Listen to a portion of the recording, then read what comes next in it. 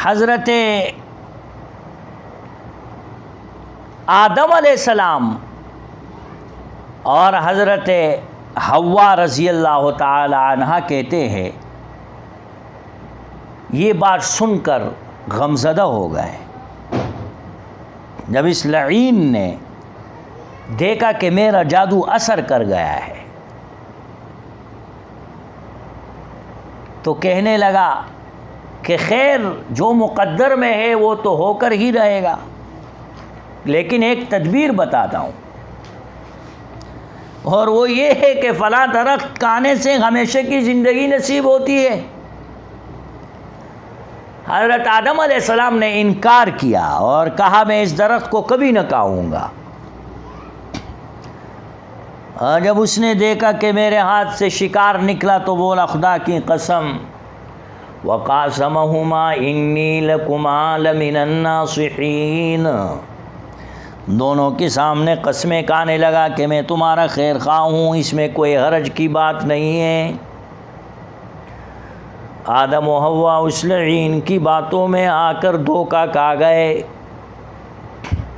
اور خیال کیا کہ بھلا ایسا کون ہے جو خدا کی جھوٹی قسمیں کھائے.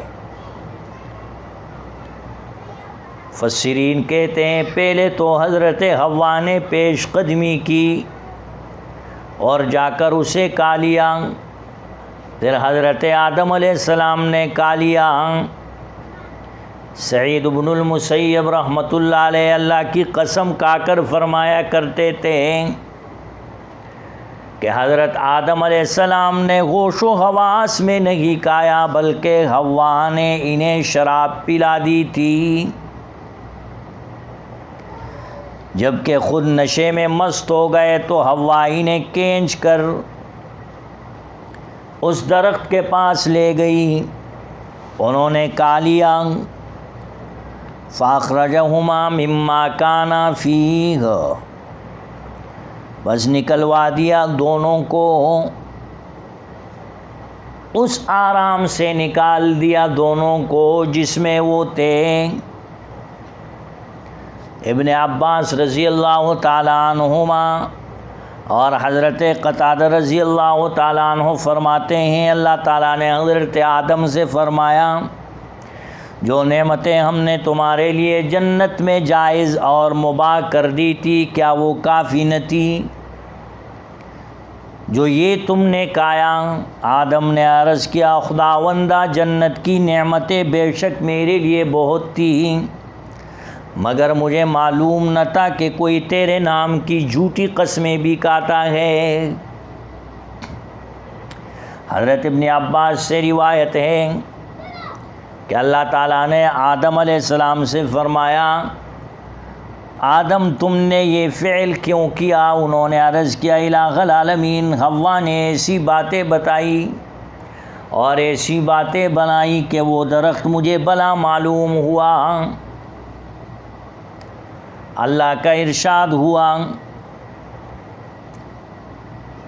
کہ میں اس پر حمل کی تکلیف دوں گا، یعنی اس پر عذاب مسلط کروں گا، حمل کی تکلیف میں ہوگی یہ، اور پھر وضع حمل کے وقت دکھ تکلیف اور رنج علیحدہ اور ہر مہینے جو خون آئے کرے گا وہ جدا.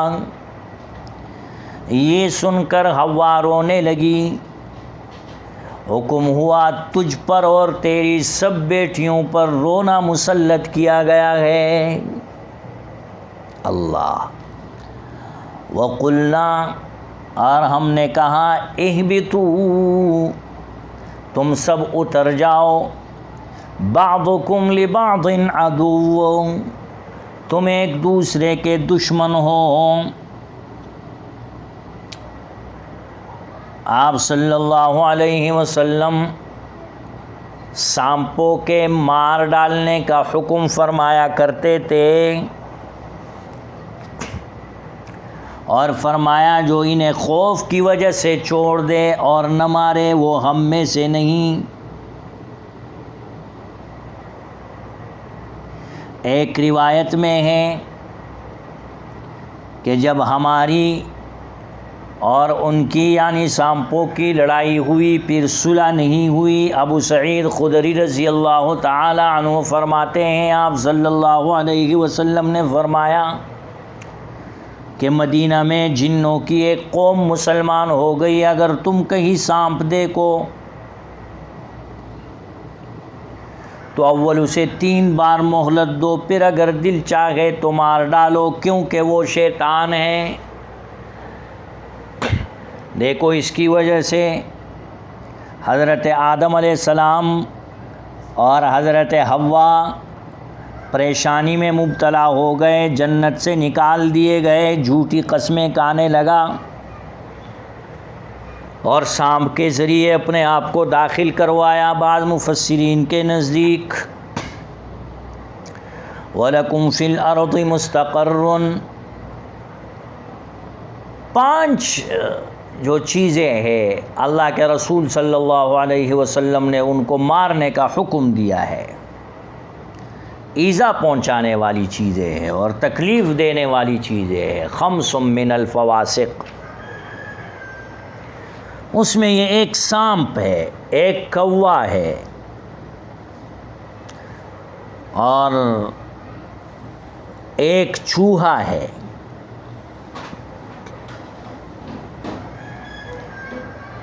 سانپ، بچھو، کوا، چوہا، ان کو دیکھ کر مارنے کا حکم دیا گیا ہے۔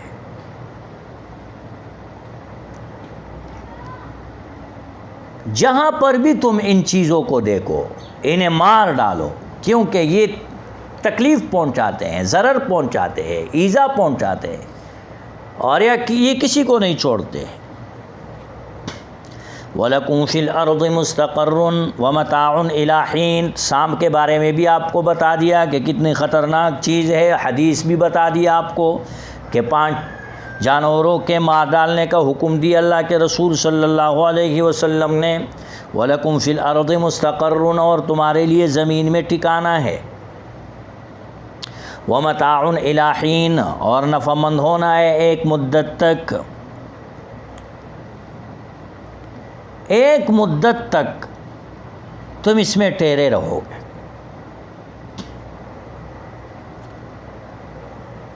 زمین اب تمہارا ٹھکانہ ہے۔ کہتے ہیں حضرت ابن عباس رضی اللہ تعالی عنہما فرماتے ہیں کہ آدم اور حوا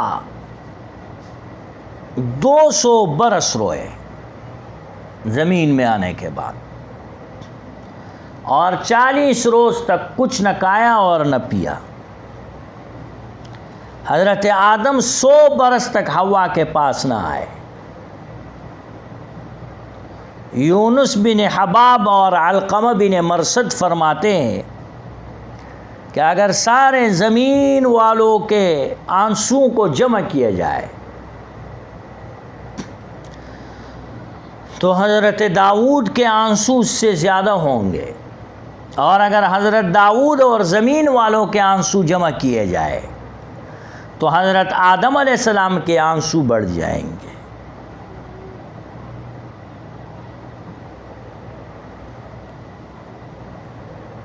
فتاب علیہ،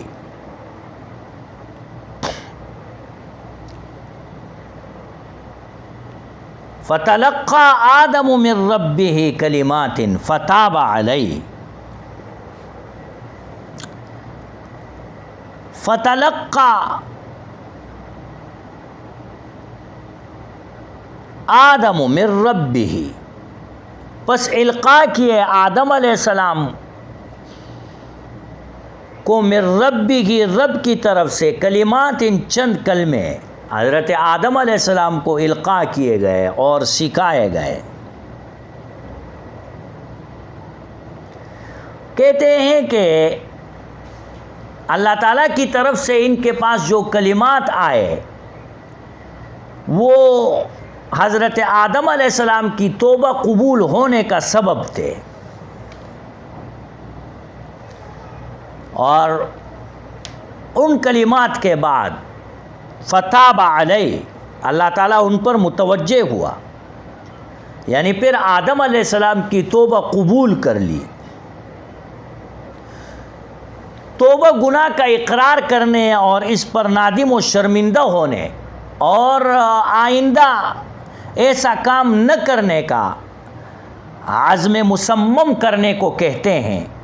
صرف حضرت آدم علیہ السلام کی توبہ قبول ہونے کو اس لیے ذکر فرمایا کہ حضرت حوا طبعاً مذکور ہو گئی، اور یہی وجہ ہے کہ قرآن پاک میں عورتوں کا ذکر نہیں کیا گیا، طبعاً مردوں کے ساتھ عورتیں مذکور ہو گئی.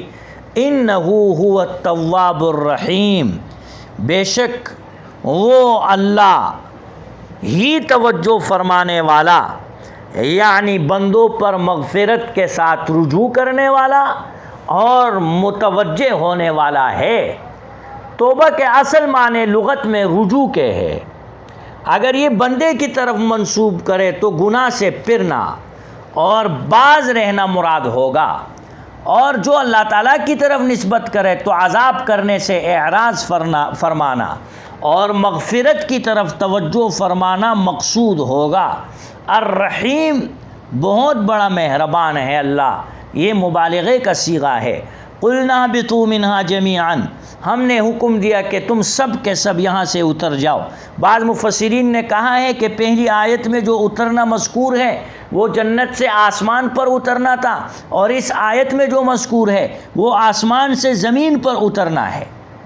پہلی آیت میں جو مذکور ہے وہ جنت سے آسمان پر، اور اس آیت میں جو مذکور ہے اہبطوا منہا جمیعا، ہم نے حکم دیا کہ تم سب کے سب یہاں سے اتر جاؤ، وہ آسمان سے زمین پر اترنا ہے. اور بعض نے کہا کہ دوسری مرتبہ یا تو تاکید کے لیے ذکر فرمایا ہے یا اختلاف مقصود کی وجہ سے، کیونکہ اول تو بطور عقاب و عذاب اور دوسری دفعہ حکم تکلیفی دینے کے طریق پر ارشاد فرمایا ہے. فَإِمَّا يَأْتِيَنَّكُم مِّنِّي هُدًى، پھر اگر میری طرف سے تمہارے پاس ہدایت آئے، فمن تبع ہدایا، تو جو میری ہدایت پر چلیں گے،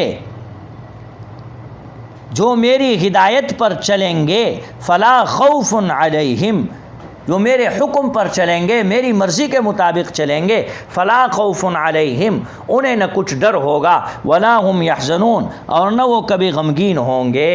یعنی جس امر سے انہیں خوف ہوگا وہ اس خوف سے غمگین نہ ہوں گے. مطلب یہ کہ خوف ہی نہ ہوگا، کیونکہ خوف تو ایسے امر پر ہوتا ہے جو آئندہ ہونے والا ہو، اور حزن ایسے امر پر ہوتا ہے جو واقع ہو چکا ہو. یا یہ معنی ہے کہ آخرت میں تکلیف دہ امر کا انہیں خوف نہ ہوگا اور نہ کسی محبوب شے کے فوت ہونے کا غم. والذین کفروا، اور جو نافرمانی کریں گے، یعنی جو ہماری ہدایت کو نہ مانے بلکہ کفر کرے، وَكَذَّبُوا بِآيَاتِنَا، اور ہماری آیتوں کو، قرآن وغیرہ اور دوسری کتابوں کو جھٹلائے اور ان کو نہ مانے، اولئک اصحاب النار، یہی لوگ دوزخی ہوں گے. قیامت کے دن یہ دوزخی ہوں گے. ہم فیہا خالدون، اور دوزخ میں ہمیشہ رہیں گے، یعنی اس میں رہیں گے، نہ نکلیں گے اور نہ مریں گے. ثم لا يموت فیہا ولا یحیا، اس جنت میں، جہنم میں جانے کے بعد نہ ان پر موت آئے گی اور نہ ان کو جو ہے وہ وہاں پر زندگی ملے گی، بلکہ اس سے نہ نکلیں گے، نہ مریں گے اور نہ جئیں گے. ایسی کیفیت میں وہ ہمیشہ ہمیشہ دوزخ میں رہیں گے. وَبِهَذَا الْقَدْرِ نَكْتَفِي الْيَوْمَ وَالْحَمْدُ لِلَّهِ أَوَّلَهُ وَآخِرَهُ.